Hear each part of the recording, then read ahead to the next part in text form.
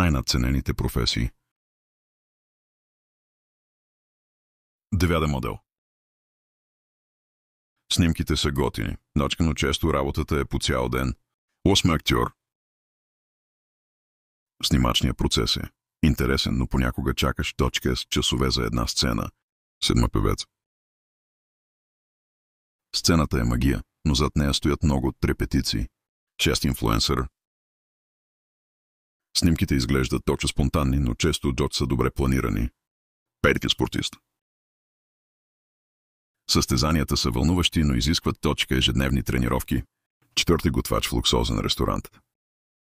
Ястията изглеждат изящно, но кухнята е пълна с динамика.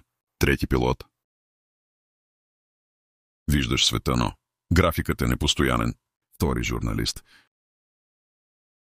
Интервютата са вълнуващи, но сроковете винаги гонят. 1 адвокат. Престижна професия, но с много часове подготовка. Коя от тези професии би пробвал, въпреки трудностите?